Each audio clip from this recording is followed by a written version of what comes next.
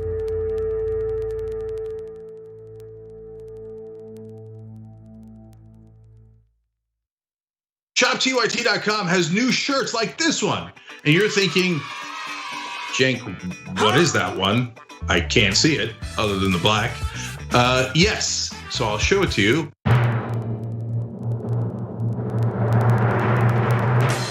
If you can read this, you're not practicing social distancing. Yes! Now, you were practicing social distancing. This is over video.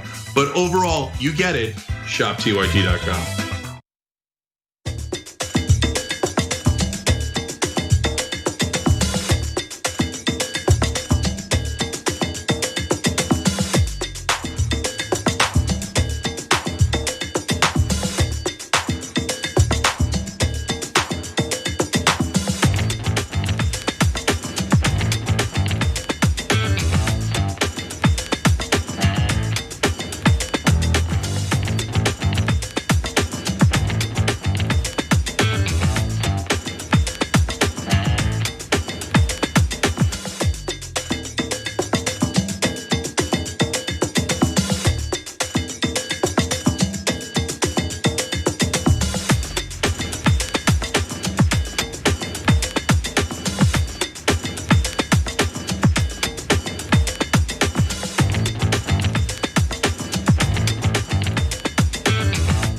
We're back on the Young Turks extended election coverage. Coverage that honestly we wish had already been over. And if the networks had the courage to call an election that is obviously over, we wouldn't need this. But as it is, we continue. But lucky for you guys, we have the perfect guest for you now. Joining me now is Harvard Law Professor Larry Lessig. Given that Donald Trump's last recourse appears to be the courts, he's a perfect person to talk to at this point. Professor Lessig, thank you for joining us. Appreciate it. Glad to be here, Cenk. All right, so let's get started. I think we start with the simple stuff. They brought a number of cases in across the country in Pennsylvania, Georgia, etc. As you see them right now, do any of the current lawsuits have any merit? The lawsuits are going nowhere. Election lawyers refer to the margin of the lawsuit. Like, is the lawsuit going to affect the margin of victory? And none of these lawsuits are talking about numbers that could affect the margins of victory. So this is a completely unprepared and ultimately futile effort. It's not going to stop the count coming to some kind of resolution. The real question is what happens if the state legislatures start thinking about appointing another slate of electors. Then we cross into territory the country has not seen since 1876. But I don't think anything's going to happen in the courts that's going to ultimately save this for Donald Trump. So I want to get to the slate of electors in a second because that's such an interesting topic. But on the courts, you're basically saying in the current suits that they have, we already went through the merits of them earlier in the show, and they're comical. And they've all been dismissed. But you're saying on top of that, even if they weren't dismissed, they involve 53 votes, 93 votes, nothing that would affect elections. Right, I mean, they have no logic between the things they're complaining about and what they're hoping to achieve. Like, so, the big deal that Donald Trump makes about the fact that allegedly, this doesn't even turn out to be true, but allegedly they're not allowing Republican poll watchers to be in there with them as they're counting votes. The remedy to that is just to allow them in. I mean, the Trump campaign wants to say the remedy is to stop counting or throw away votes. I mean, it's completely ridiculous. So this part of the story is completely boring. There's nothing that's going to happen in the courts that's going to dislodge what seems to be pretty clear progression to Joe Biden be winning easily the number of votes he needs in the Electoral College. Okay, I love that dismissal. They're not only wrong and ineffectual and have the wrong arguments, but they're boring.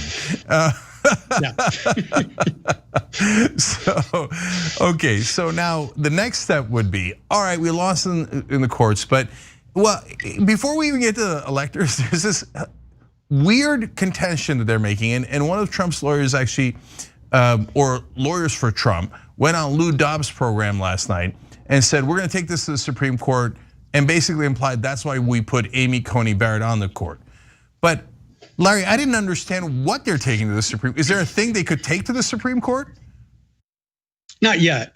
I think if they try this alternative slates, idea, that issue is going to get to the courts. And I think there's a pretty easy reason why they're going to lose that. But on these counts, there's just nothing that's going to get to the courts. There's no interesting issue there. Right. Okay. So what is the alternate slate of electors? So, the Electoral College is a fascinating thing that hardly anyone understands, and obviously we shouldn't have, and you've tried to remedy that in some ways, and we could talk about that as well.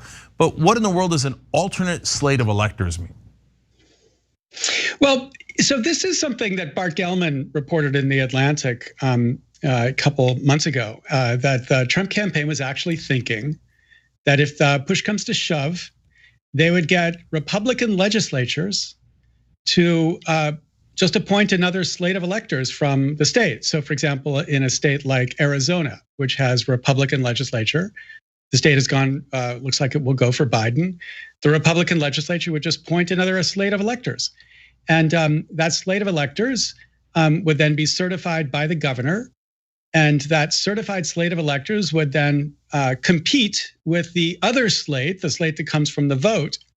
And the problem is that the Electoral Count Act, which is the statute that governs how electoral contests like this gets resolved, basically says that if Congress can't agree which slate counts, which if you imagine a Republican Senate and Democratic House is not, they're not going to agree, then it's the slate that has been signed by the governor.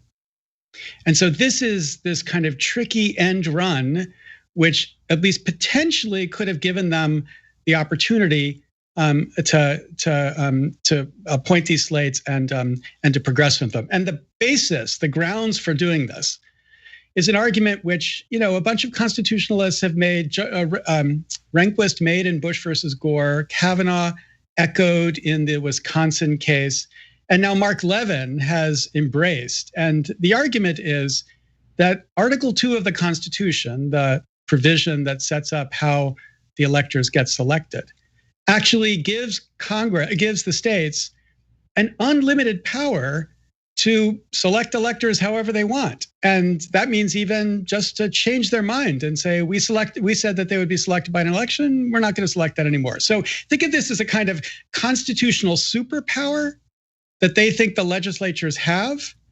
And so the first question is, do they have that superpower? And my view is actually because of the case that I lost in the Supreme Court, the court would say they don't have that superpower. The case, we took a case up asking the question whether electors could be bound by the states or not. And it was pretty clear the original perspective, the originalists should have said that the framers of the Constitution meant for electors to be free. But the court didn't say that. 9-0, the court said, well, that might have been what things were originally, but democracy has overtaken the framers' design. And today, as Kagan said in the last words of her opinion, here, we the people rule. And so under that conception, democracy has changed the power of electors. And I think the court would say democracy has changed the power of legislatures, because the framers certainly didn't want a situation where the legislatures got to pick the president. They explicitly talked about that. They explicitly rejected it. So I think that if the question came to the court would say, no. You can't appoint a slate of electors through an election and then change your mind. I mean, maybe you could say we're not going to have an election this year. But if you choose to have an election and they pick a slate of electors, that slate is the slate for the state, and there's nothing you can do to get around it. Now, I've often said on the show, usually in regards to Democratic strategy, you don't win by losing, you win by winning. Well, now I'm gonna have to put an asterisk on it. And I know that you knew this going in, that you would actually ironically set up a win-win here. But by losing that Supreme Court decision, you've actually protected democracy in a wonderful way. Well, I mean, but let's be clear. I mean, I took that case and we saw we could win on either outcome. We thought if we won and the court said, yes, electors are free, we would see an enormous amount of efforts to try to fix that problem. And that, would have led to the reform of the Electoral College. That's obviously something that many people are fighting for. But we also saw that if we lost, it would create this way of saying that whatever Rehnquist thought about the Electoral College, the design of the Electoral College under Article 2, that's been changed. And now we're in a position where we can say democracy rules, the people rule. You can't muck about with an election by picking another slate of electors. No, that's why people think you're brilliant, because that really is a win-win. Two people do. My daughter thinks I'm brilliant. Well, that's already a win. Okay, so, but I want to go back all the way to the beginning, because for folks who are not familiar with this, it does get confusing. So when we talk about an alternate slate of electors, first let's talk about how the electors are normally picked. So let's take a state like California, Biden wins easily. How do the electors get picked? Yeah, so the normal rule is federal law says that there will be a date on which the electors get appointed, and on that date there's an election, and the election is governed by, in most states, all but 2 states, a principle called winner take all. So the winner of the popular vote in that state gets all of the electors from that state, and so those electors are appointed based on what happens on election day. Who appoints them? Sorry, go ahead. Who appoints them? Is it a political office? Who appoints them, saying, okay, Bob and Sally, you guys are going to go and perfunctorily vote for Biden? Yeah, so it's different in each state, but the general rule is it's usually the party. Pennsylvania has a weird rule where it says the presidential candidates just name the slate of electors. The party will select it. In some states, you'll have party elections and like local conventions, but it's basically a process to assure that the party is nominating people they can trust to carry out the will of the election, and so those electors get nominated, and then they will gather on December 14th this year in the state capitol, and they will cast their votes.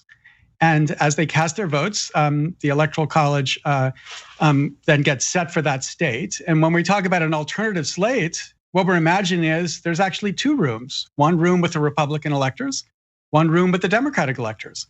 And each of them will cast their votes, and there'll be a list of their votes, and they'll sign them, and they'll send them both to Washington. So this is the thing people have been anxious about. But I actually think, so here's the good news. This is the really good news. I mean, like the legal argument's clever, and I think it's right, and I think the court would ultimately do it. But it's the political argument that's the most important. There are only 2 states now where this could work. One state is Arizona, that has a Republican legislature and a Republican governor. The other state is Georgia, that has a Republican legislature and a Republican governor. Those are the only 2 states that could play this game. Because every other state that Biden has won either has a Democratic governor or has a Democratic legislature. So, if they tried to play this game in Pennsylvania, and to their credit, the Republican legislators in Pennsylvania had said, we don't think we have this power, we're not going to play this game. But if they tried to play this game, the Democratic governor would sign Joe Biden's slate of electors, and so the Democratic slate would prevail. But in Arizona and in Georgia, there's at least the potential for this game to play out. But the problem is, if Biden wins Nevada and Pennsylvania, he doesn't need Georgia and Arizona anymore. So when the Republicans sort of sit back and think, are we going to play this incredibly ballsy game of basically saying, screw you to the 4 million extra votes that Biden has gotten, and the fact that he clearly should have won in the Electoral College, we're going to say, screw you to that. We're just going to pick our own slate of electors and we're going to force it through. I think they're going to think, it's a pretty high risk. And if it blows up in our face, it'll be really devastating. And if there's no way for us ultimately to win playing this game, let's just not play this game. We're not trying to make a political point or a legal jurisprudential point. We're trying to win. And if we can't win, there's no reason to cause this kind of trouble. So I'm more confident today than I was 2 days ago, after working through these numbers and like seeing how it plays out. And so I think that they both would lose in the Supreme Court on this strategy, but they would also lose politically. They just can't get 270 votes for Donald Trump playing this game. Right, but it is, first of all, Pennsylvania and Nevada have not been called, frustratingly so, but they haven't yet. And so it is still conceivable that it could come down to those 2 states. And I suppose it's still on the board that they could at least try to what I would characterize as steal the election, full well knowing they did not win Arizona and Georgia. And that would be the whole point of this. If they won it, they just need one slate of electors, the one that actually won. Yeah. And so this strategy is specifically designed to subvert democracy. There is no other. Absolutely. Yeah. There is no other purpose. And that's why it's so important that people like you are talking about it, because what we have to do is inoculate the system against these games. If it just kind of rolled out and they started playing this game and they started talking about the framers and what was intended and blah, blah, blah, they might be able to get away with it. But if we build a recognition right now that, number one, given what happened in the electoral case in July, this is not a fair move anymore. Even if it was a fair move, a year ago, it's not a fair move now. And number two, you play this game and what you're gonna face is people who recognize you are just literally stealing the election. And if 7% of America showed up because George Floyd was murdered, what percentage of America is gonna show up if this election is stolen in a context where Joe Biden wins more votes than anybody ever, gets a majority of the public, and 4 million votes more than Donald Trump. I mean, I just think that the pressure to do the right thing here is going to be so great. And on the other side, people, the politicians just don't like Donald Trump. I mean, they're afraid of him, but not anymore. Why would you be afraid of him now? Like, good riddance for many of them. It's like enough waking up every morning and just wondering which tweet we have to explain or which terrible behavior we have to find a way to justify. So I think he is in a corner. And the scary thing is he realizes that, he loses and he loses everything because the liability, the debts, the potential prosecutions, this is just going to be a nightmare for the rest of his life. And so I can see why he's fighting, but I don't see his move right now. So Professor Lessig, we talked about the state legislatures in this maneuver and we talked about the courts. What, if any, is the role of the House? Yeah, so what happens, so there's a couple other of these kind of weird strategies. We actually put together a 10-part podcast. I taught a class called Wargaming 2020 and the kids, and we put together this website. You can find it at EC for Electoral College -facts, FAQS.US. And on there, there's a podcast, and it has 10 episodes of like every single way in which this could go sideways. So the other way this could go sideways is when Congress, is the vice president. When Congress receives, let's imagine they receive multiple slates.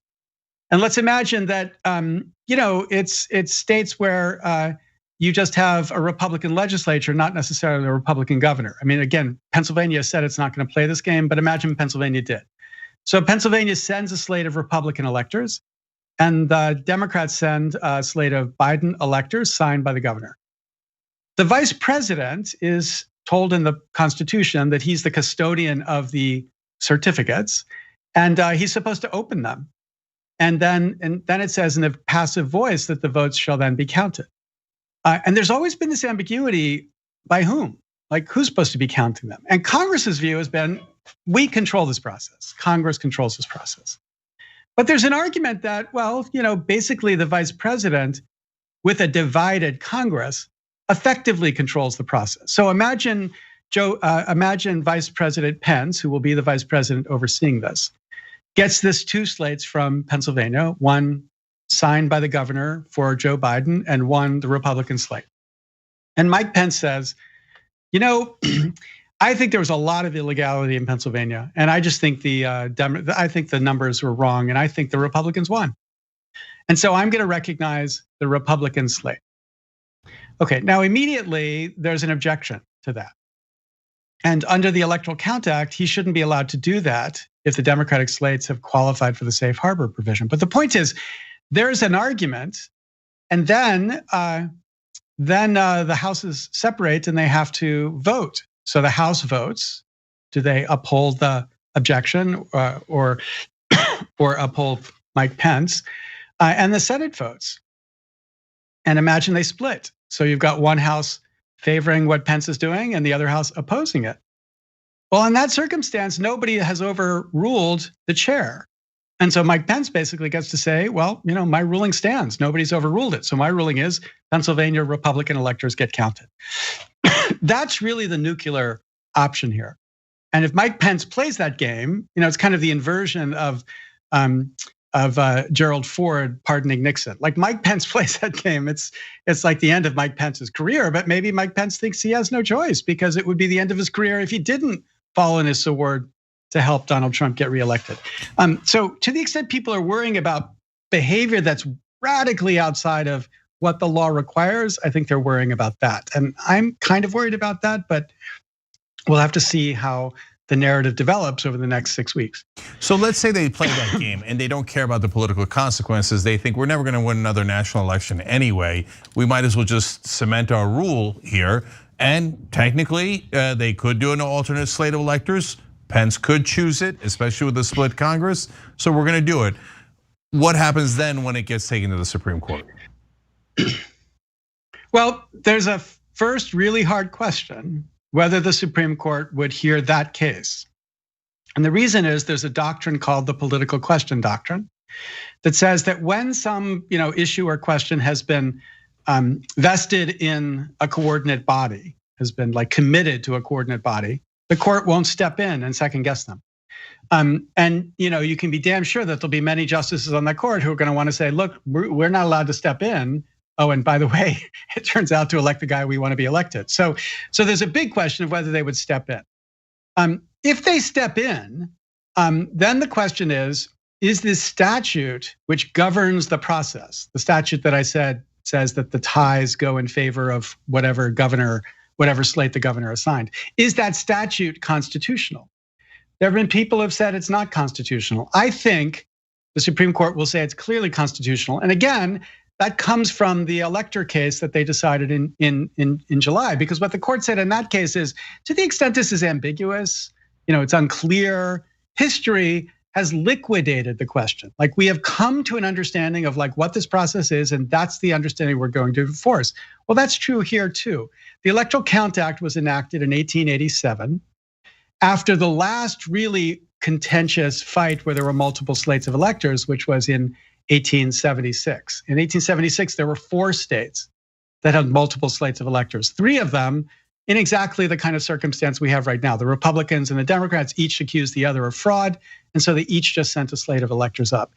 It was almost another civil war. Indeed, it was very close to an outbreak of violence that was averted at the last minute by a deal which basically condemned African Americans to another 100 years of slavery. But the response to that was to pass this statute, the Electoral Count Act, which has governed for the past 140 years.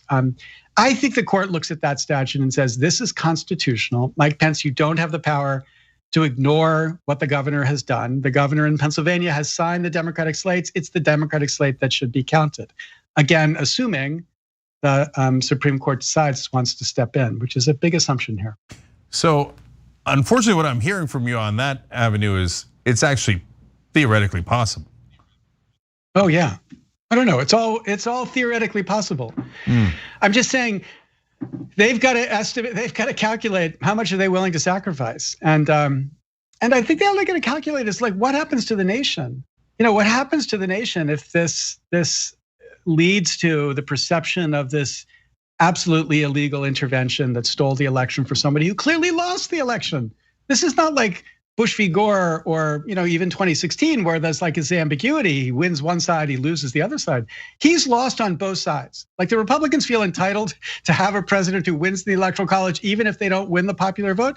But nobody's ever said you're entitled to have the president if you lose in the Electoral College and lose the popular vote, right? That's supposed to be the baseline assumption we've all had. And if they fight that on the basis of these trumped up, totally fabricated charges, I don't know what happens. So I think you see really critical Republicans trying to read the riot act to the Trump activists and make them recognize they're just not going to go with it. I mean, Karl Rove said, the idea that you would have hundreds of thousands of illegal ballots is a sort of, as he said, quote, James Bond story. It's just not happened. It just is not the case. There is not this level of fraud.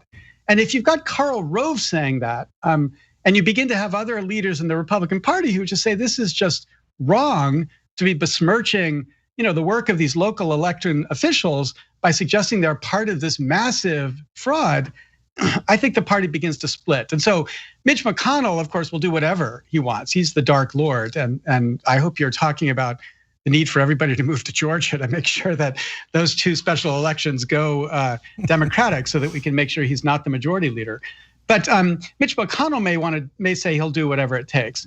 But Mitch McConnell has got, to get 50 votes in the Senate.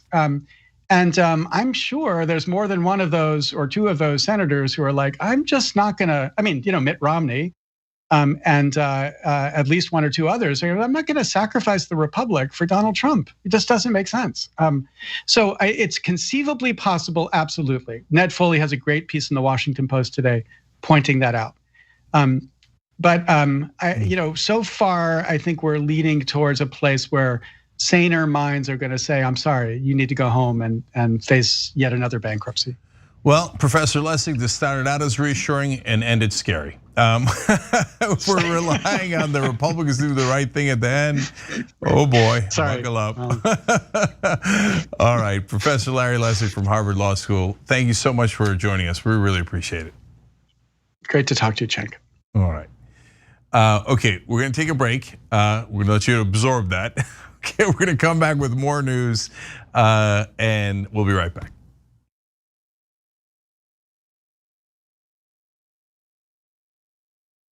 We get animated about the news. Yes, we're not the robots on TV. I actually care about the news. Guilty, I care. Senator Sanders, I'm going to do something unusual. I'm going to ask you a policy question. How dare you? That's the problem, you're the problem. Don't ever attack the Republicans. Where the is the liberal media? No, these are all establishment guys. They love the system as it is. They're all enormously rich off the system that exists. For us, this system isn't working. So what this campaign is about is trying to create an economy that works not only for the people on top, but works for all Americans. We're gonna rock the boat. We're gonna be counter-establishment. We're gonna tell people the truth to the best of our abilities, and we're gonna keep it real with them.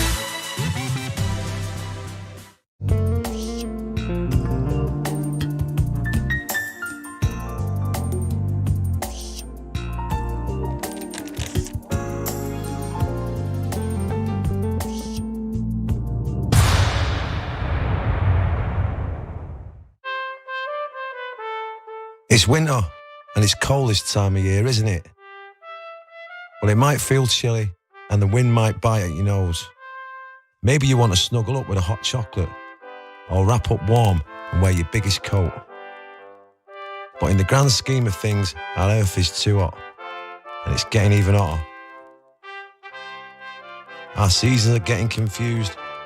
Lots of birds are nesting earlier, and spring flowers are coming out too soon. This is what climate change looks like. It's affecting so many of the things we love, both here in our own backyards and around the world. But we have hope because we know that together we can protect them if we act now and everyone does their bit. So this Christmas, give a gift of love and show the world you care. How in the world are you going to get the right to vote if you don't already have the right to vote? That's impossible. Reason they tell you things are impossible is because they don't want you to try. It only took 7 years for them to get an amendment to get a right to vote. Does this result in millions upon millions of Americans losing their coverage? And we've been waiting to find out, and now we know, yes, it will cut millions. Public education was supposed to be the way to equalize everyone regardless of their socioeconomic status. But if you come from a family that's poor, how are you going to afford grade school for your kids? This fight is about fairness and morality. It's about the American values. You think that black people all across the country, in every city, were all lying when they said the police abuse and the police kill us when they should? No, of course they weren't lying. Yes, it does happen. Yes, they do get targeted more. Why are we going to put immigrants in prison for 5 years, which American taxpayers have to pay for if we're so concerned with immigrants using up our so-called resources? We're gonna do both. We're gonna fight Trump and we're gonna fight the establishment. It's not that hard. Yes, you can do both at the same time. Go tell them.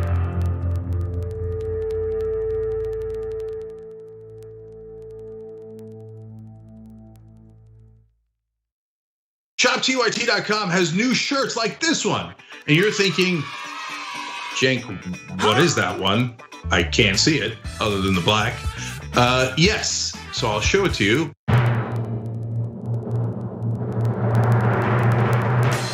If you can read this, you're not practicing social distancing. Yes! Now, you were practicing social distancing. This is over video. But overall, you get it. ShopTYT.com.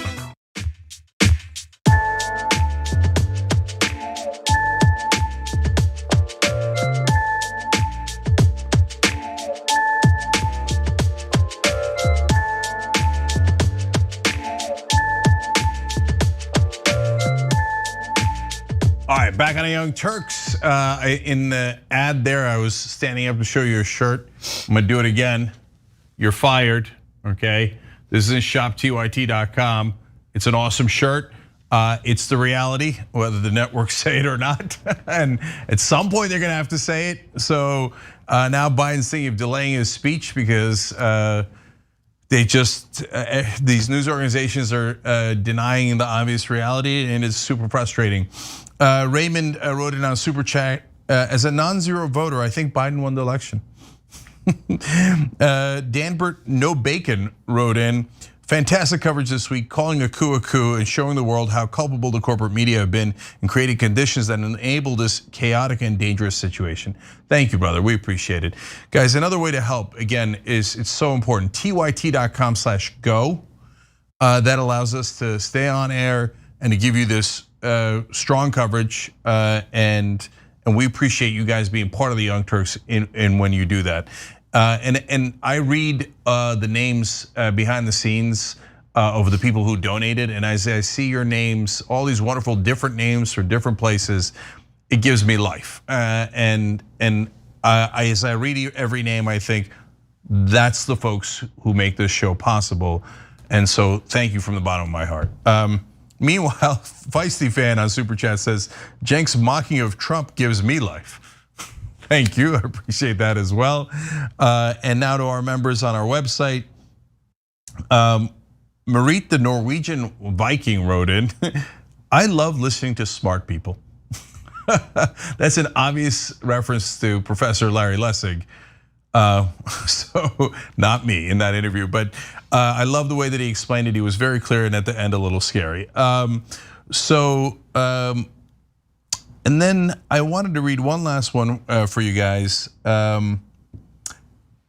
Yes, Max's mama writes in, it's ironic that Republicans call Democrats the do-nothing Dems, but can they say Democrats are capable of rigging an election in several states and by razor-thin margins? My head can't swivel fast enough to keep up with their changing position. And I wanted to read that because think about the absurdity, and Donald Trump Jr. did say this on Twitter. He's like, oh, so they rigged the election in favor of Biden, but they didn't even win the Senate, so that proves we're right. I'm like, no, Uday, I believe that proves you're wrong, because if they bothered cheating, why wouldn't they give themselves the Senate too? And why would they cheat with such razor-thin margins that you would need a recount in Georgia and that they would leave it up in the air and that it couldn't be called for a week? Well, actually, come to think of it, as I was saying it, if anyone would bungle cheating like that, it would be the Democrats. But of course, that makes no sense at all. But they're Republicans, logic not required. All right, Anna, more news. All right. Well, turns out that the personalities over at Fox News were informed through two different memos that they should not refer to Joe Biden as president-elect, even though Joe Biden has won the presidential election. The memo said that Fox should stay away from using the description and instead say something like, Biden has enough electoral votes to win the presidency.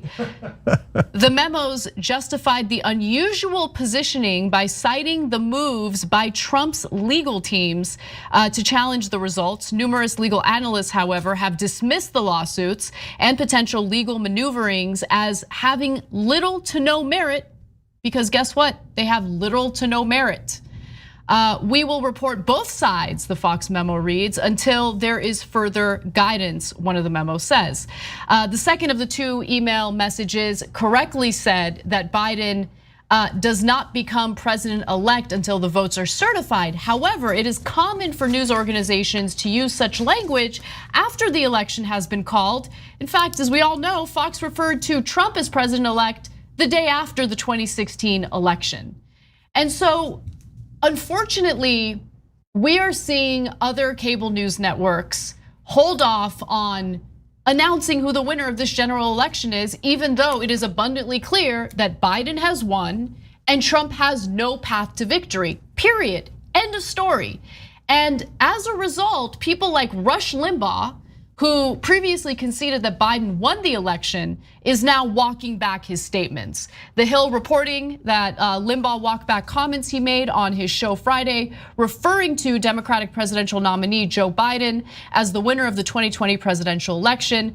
During his show, Limbaugh was discussing comments made by sports columnist Jason Whitlock on Tucker Carlson's show, in which he said he hoped that the love President Trump has from his followers would prevail over the hate that is giving Biden an edge. How's that for ironic?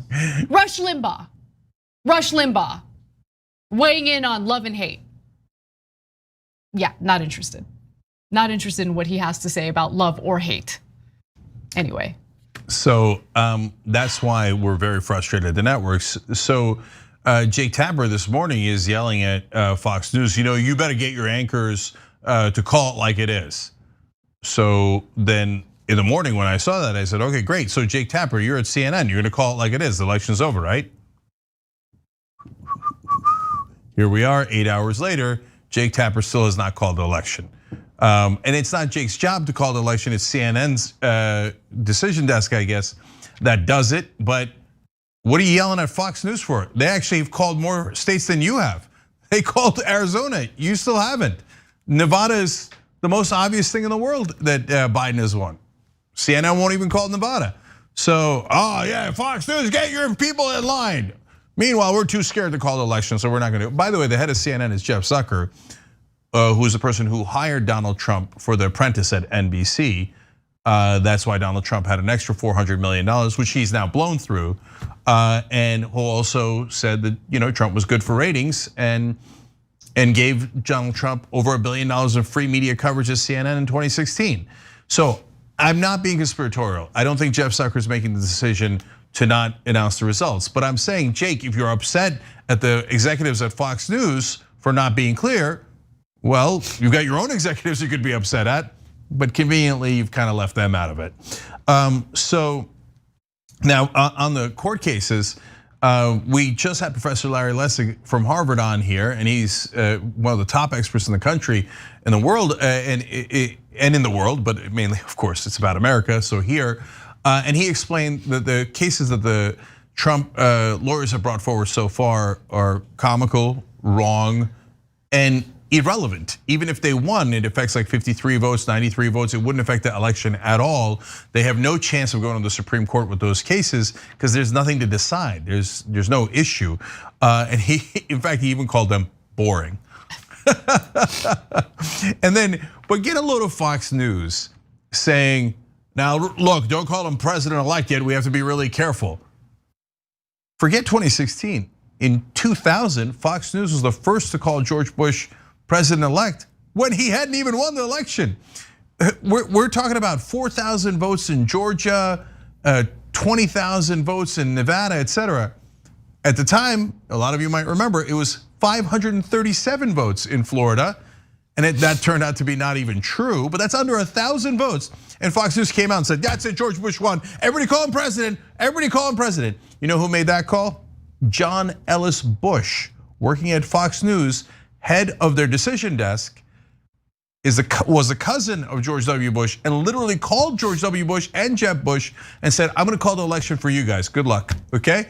And he did, and then all the other idiot press went along, like, yes, that's it, George Bush is the president. Fox News beat us to it. Oh, we gotta get in there, we gotta get ratings.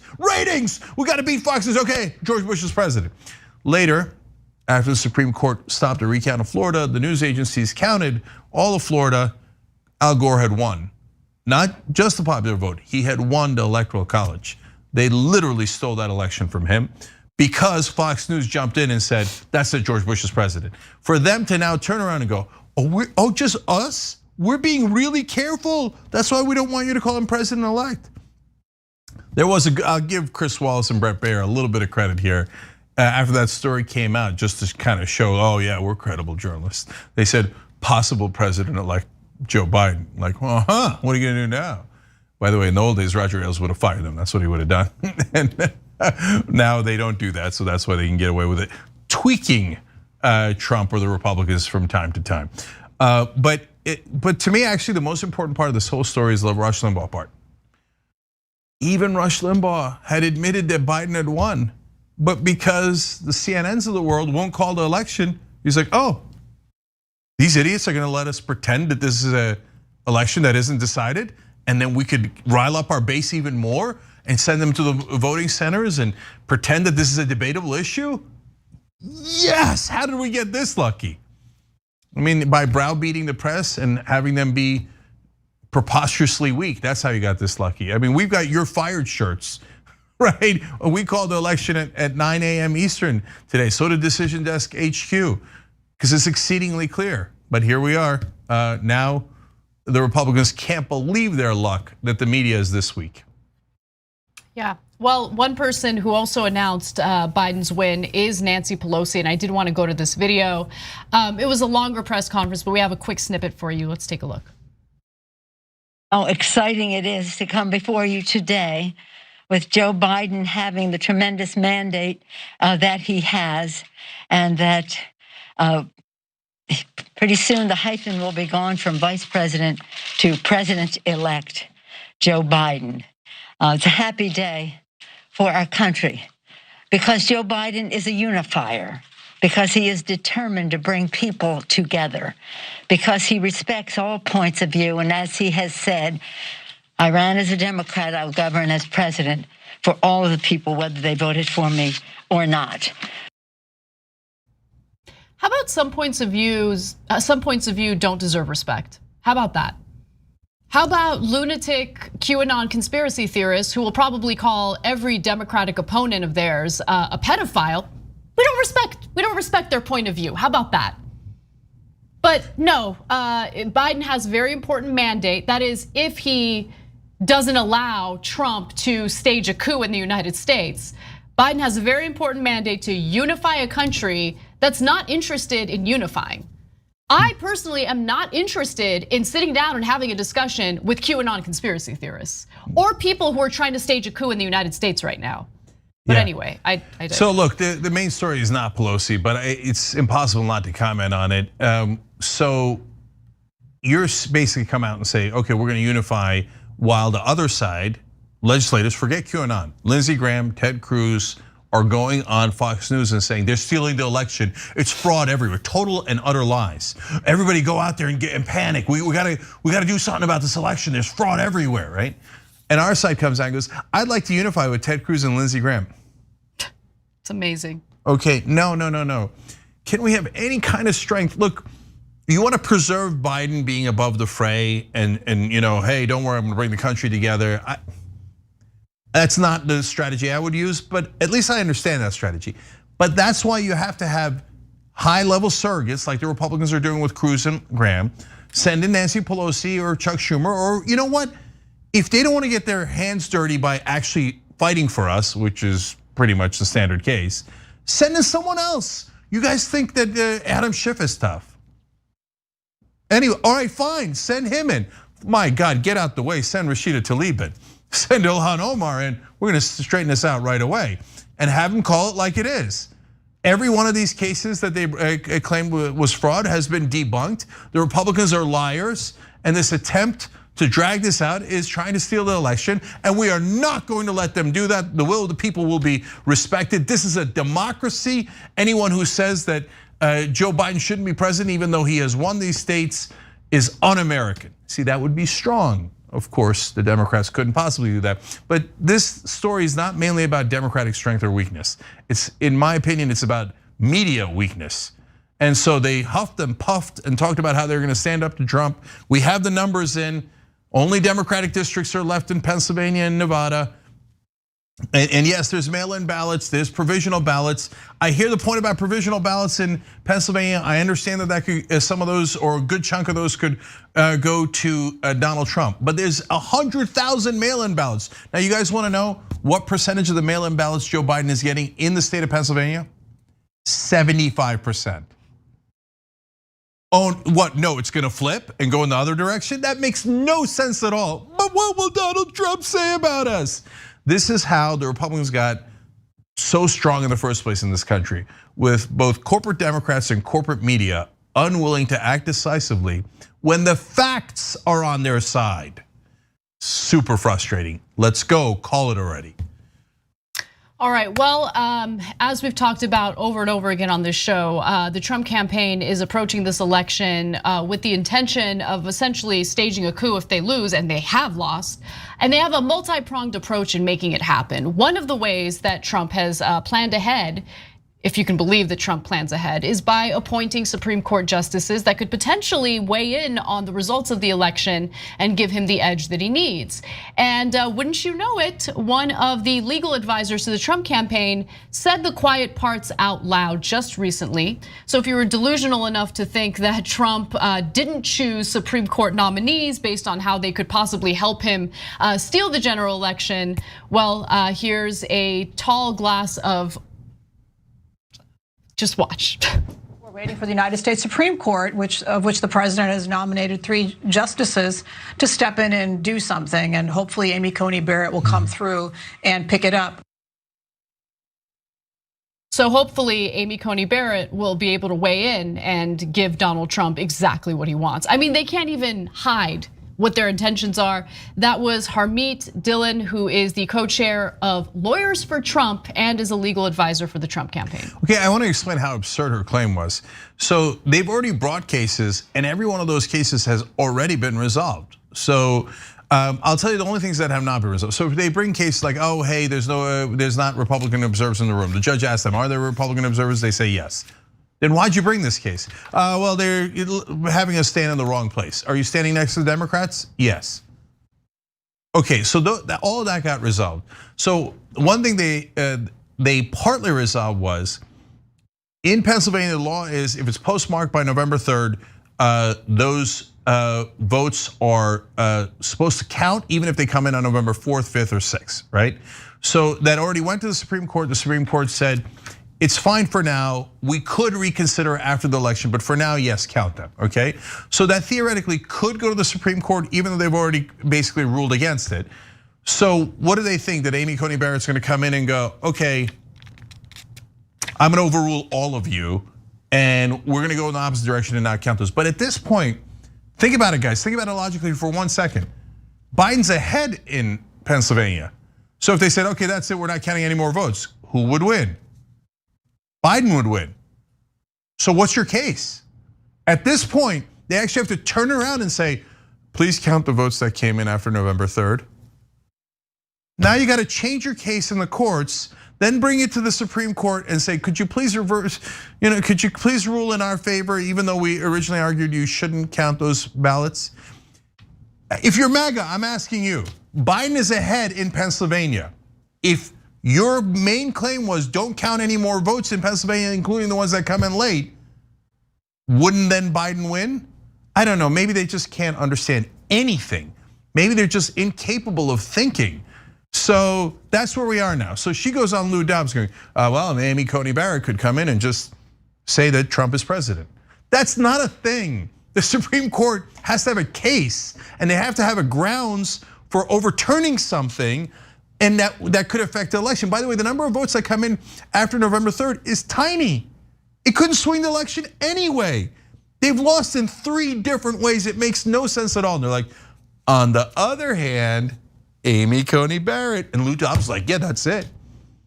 I don't think they have any idea how our legal system works. They certainly don't know how democracy works. Like, well, if we lose the election, can't we just get one Supreme Court justice, or the Supreme Court justice just give it to us? Now you have to have a plausible reason for them to steal it, like in 2000. You can't not bring a case. You can't say, oh yeah, I know we lost, and I know I need these votes to win, but I don't want you to count them, but I just want you to declare me the winner. But if you don't count them, I would lose. How many times can I say it doesn't make any sense? But they really believe it, and when the Fox audience eats it up, they're like, oh yeah, we're gonna win in the Supreme Court, man, by counting and not counting the votes. Got them. Look, one last thing. It's hard not to get frustrated by it. The one thing that not only these last 5 years, but this election with 48% of Americans voting for Donald Trump shows you is half the country doesn't care about logic or facts or anything. They're like, keep your stinking facts to yourself, keep your stinking democracy to yourself. We just want Trump to be in charge. Yeah, President King, who cares? Who cares? Democracy, America, who cares? We shred and despise the idea of a democracy like America, but can you believe Colin Kaepernick knelt during the national anthem? They're a joke, a total and utter joke. All right, well, let's move on to a little bit of fun. Let's talk about Ilhan Omar. So, Ryan Grimm, Ryan Grimm from The Intercept had an interview with Representative Ilhan Omar where the topic of this election, of course, came up. And what did she have to say about it? Well, let's take a listen. So speaking of Trump, he was really convinced that your presence in Minnesota, the fact of your existence was going to drive people in Minnesota to flip the state red. And one of the reasons we're going to win Minnesota? Ilhan Omar. He said it basically at every single rally. Yeah. This woman is crazy. She's a horrible woman who hates our country. That's why I'm going to win Minnesota, because of her. That didn't happen. And why do you think that is? What do you make of the Minnesota results? I mean, he effed around and found out, I guess. It's amazing. Oh, that's one of that gives me life, man. That's one of the greatest political quotes I've ever heard. I guess he effed around and found out. Yes, Ilhan Omar, or I should say, Ilhan Omar. Ilhan Omar. No, but this guy referring to her as crazy as he's barricading himself in the White House, refusing to concede, refusing to accept the results of the general election. It is incredible. It really is. But Cenk, luckily we have a little more context of this interview that Ryan Grimm had with Representative Omar. Let's take a listen to more of what she had to say. I've always said this, you get what you organize for, and we've been massively organizing our state, our district for this turnout. I told my colleagues and counterparts here in our state and in our caucus that the reason so many Republicans were donating and investing in me having a primary challenger was to put a damper on our organizing ability, and that they had this long-term strategy to either wear us out, to rid us of the resources, and to give themselves the chance to win without the machine here in the 5th being fully mobilized. Right. And so as we started our primary election, I wanted to make sure every single resource we were using wasn't just for our primary win, but that it would last throughout the general election. So there's two parts to that. One is the awesome strength that we've all been thirsty for all of these years. Look, I'm super proud to have co-founded Just Democrats. Ilhan Omar won her race all by herself, the original race. I hope that being part of the Just Democrats helped a little bit. And I know that them being unified, the squad is all Just Democrats, helped a little bit. But the reason I tell you that is because this was the idea that once we have uncorrupted politicians and legislators, that they would actually be strong for their voters. As Shirley Chisholm used to call it, unbought and unbossed. That sounded exactly like unbought and unbossed. And then the second part of it. Now, right now we have corporate Democrats in the House literally crying, oh my God, we got blamed for socialism and these progressives are hurting us in our races. Meanwhile, Ilhan Omar is busy organizing and organizing so effectively that the one swing state that Joe Biden won comfortably was Minnesota. So while the others are talking about, I don't know how to fight Republicans. How would I make my own case? I had to surrender when they used a magic word. Our side is organizing all of the grassroots and all of the volunteers and all of the voters so that we win. Gee, I wonder what side is more effective. But to this day in Washington, right now, I guarantee you after the election, I guarantee it because it's happening, we've reported on it already, that the Democrats are gonna come out and say, we never should have allowed these progressives to say what they said. We're gonna go back to being right wing. It's maddening. And by the way, progressives and ones that are as strong as Ilhan Omar understand that Republicans are not your only opponents. If you want to pass progressive priorities like Medicare for All, Green New Deal, you got to get through the corporate Democrats first. And that's just a fact. And to your point, Cenk, here is a tweet that I just read that has to do with what you just said.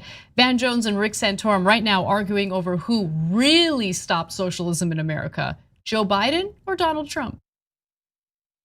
Ay. Amazing. Okay, so guys, I'm gonna do it one more time. Hey, listen, Joe Biden, the Cubans are not into you. They never will be. Just let it go. Let it go, Joe. Let it go, establishment Democrats. Cuban boomers in South Florida are never going to support you. Yeah, it doesn't matter if it's Bernie Sanders or Joe Biden. It doesn't matter. We told you it didn't matter. We were right as usual. The corporate media and corporate Democrats were wrong. Okay, they said, well, if you pick Biden in the primaries, we'll win Florida because the Cubans will realize that we're not socialists and we're wonderful corporate Democrats. Well, that didn't happen. They called you socialists like they do every single time. We were right, you were wrong. Okay, so now how do you talk about socialism? It's so easy, right?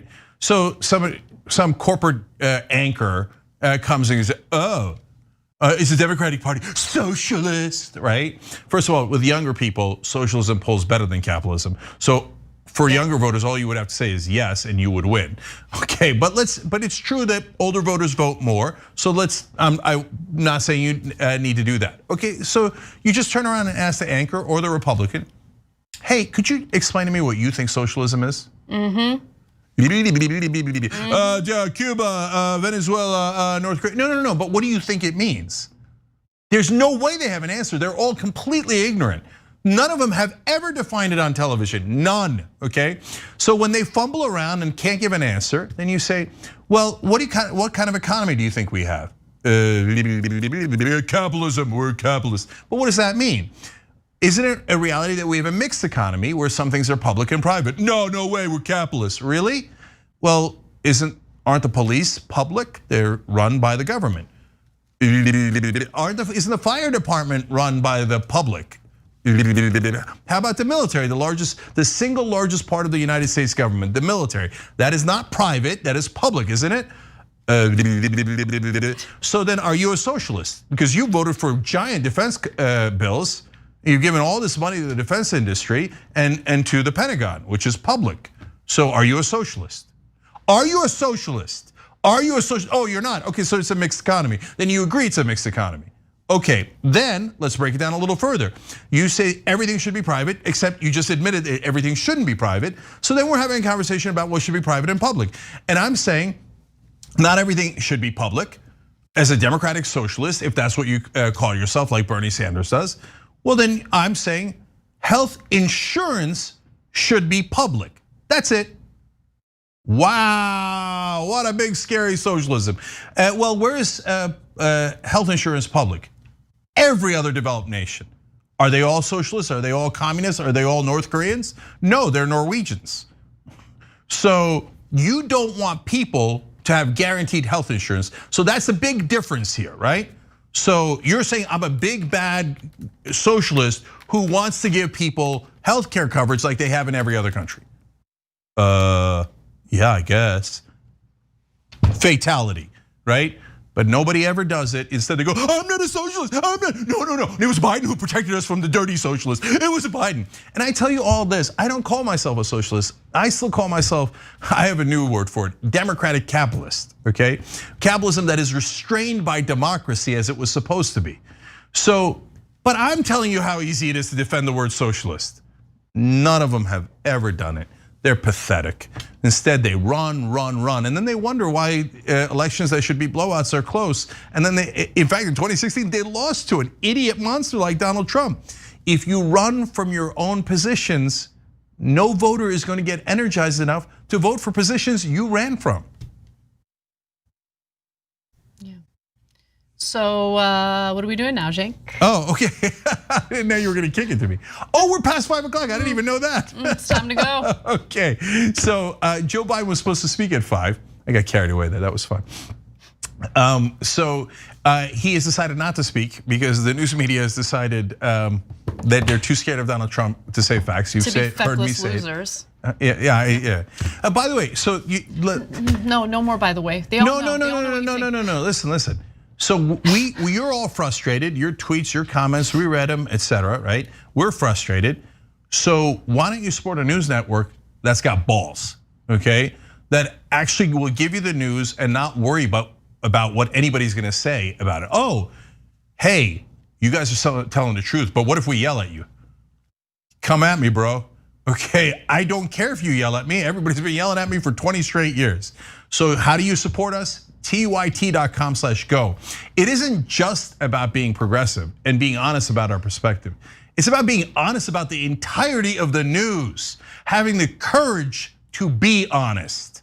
TYT.com/go. You guys make that possible, and we love you for doing it. And remember when a CNN anchor said, we love our audience? No, don't say that. First of all, they don't. But even if they did, oh, that's not what a newsman says. The newsman says, I am neutral. I don't care about any of the news, and I don't care about you guys. Well, we do things differently. We do care about you, and we fight for change on your behalf. So I'm proud that we started Just Democrats, or I did, and Wolfpack and Rebellion Pack, by the way, Rebellion Pack's gonna go into those Georgia races and rip those Republican faces off in those candidates politically, okay? So we're gonna tell you what criminals they are. And we're proud of trying to fight for progressives. We're proud of trying to bring you positive change in the world. And we're proud to give you honest news. So TYT.com/go. All right, we love you guys. And obviously if there are any updates, I'll come on from my home office, such as it is, it's about this big, okay? Anyway, with my face up to the camera, and I'll let you know what it is. Much love, I'll see you then.